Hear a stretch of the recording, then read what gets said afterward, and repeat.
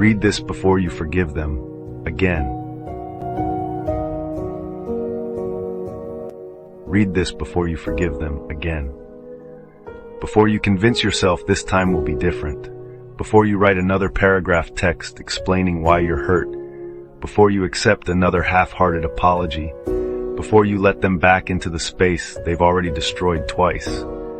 I know because I was them. I was the one you kept forgiving. The one you kept giving chances to. The one who kept breaking the same promises over and over again. You remember the pattern, don't you? Fight, silent treatment, your anxiety spiraling, you reaching out first because the silence kills you, them acting like nothing happened, you explaining why you're hurt, them making you feel crazy for being hurt, then the apology. Always the apology. I'm sorry I was stressed. I'm sorry I didn't mean it like that. I'm sorry, you know I love you, and you forgive them. Because you want to believe people can change, because you want to believe love conquers all. But love doesn't conquer manipulation. Love doesn't conquer emotional abuse. Love doesn't conquer people who refuse to grow. I did this to Emma for 8 months. 8 months of the same cycle. I'd get overwhelmed with life, work stress, family drama, whatever. And instead of talking to her about it, I'd shut down. I'd ignore her texts for days, leave her on read, cancel plans last minute, make her feel like she was asking for too much when she just wanted consistency. Basic human decency. Then she'd get upset, rightfully upset, and I'd make her feel guilty for having feelings about my behavior. You're being too sensitive. I'm going through stuff right now. I need space. But here's what I never told her. I always came back because I was scared of being alone. Not because I missed her, not because I realized I was wrong, but because I was comfortable with her pain. I was comfortable with her always forgiving me. I was comfortable with her low expectations. She set the bar so low for me that I could trip over it and she'd still say I was trying. There was this one night. We had plans to go to her friend's birthday dinner. She'd been excited about it for weeks. Bought a new dress, made reservations, told everyone I was coming. I canceled 3 hours before. Not because of an emergency, because I didn't feel like being social, because I wanted to stay home and play video games, because I knew she'd forgive me. She showed up to that dinner alone, had to explain to everyone where I was, had to pretend like she wasn't embarrassed, had to act like it was fine. She came home at midnight. I was still gaming. She didn't say anything, just went to bed. I should have felt guilty. I should have apologized. I should have realized I was slowly killing her spirit. But I didn't. I felt relief, because she didn't fight with me about it. The next morning she tried to talk about it, how it made her feel, how it was becoming a pattern, how she needed me to show up for her, and I turned it around on her. Made it about how stressed I was, how much pressure I was under, how she was adding to my stress by being needy. She apologized. She actually apologized. For having feelings about my behavior, for expecting me to keep my word, for wanting her boyfriend to care about things that mattered to her. That's when I knew I had broken her.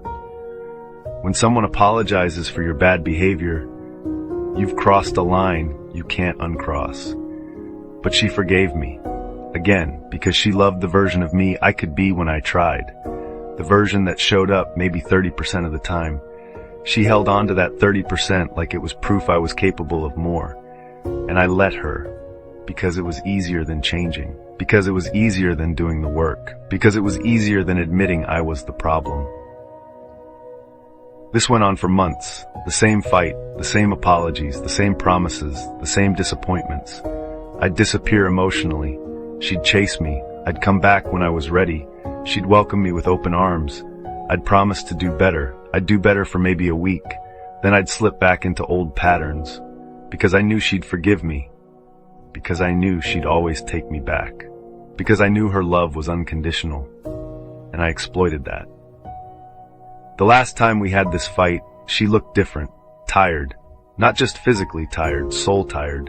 The kind of tired that comes from loving someone who keeps hurting you. She said, I can't keep doing this. And for the first time I believed her. Not because of how she said it, but because of how she looked when she said it, like she was already gone. I panicked. I promised to change. I promised to be better. I promised to go to therapy. I promised everything I should have promised months ago. And she almost believed me. I could see her wavering. I could see her wanting to give me another chance. Because that's what she did. That's who she was. A forgiver. But then she said something that haunts me. You're not sorry you hurt me. You're sorry you're losing me. There's a difference.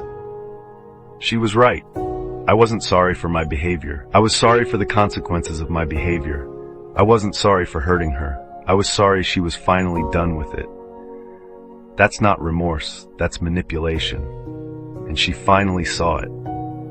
To the person listening to this right now, the one who's thinking about forgiving them again, the one who's convinced this time will be different, the one who's making excuses for their behavior.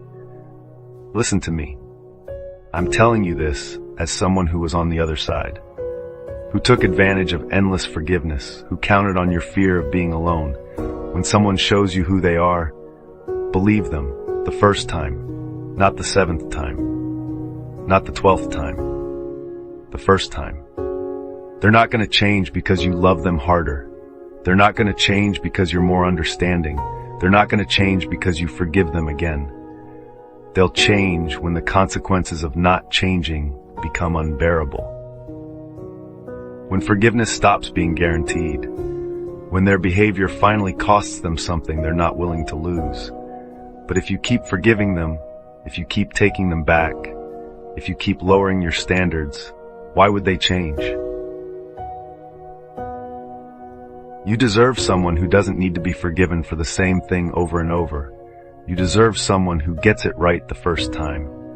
You deserve someone who respects you enough to change their behavior.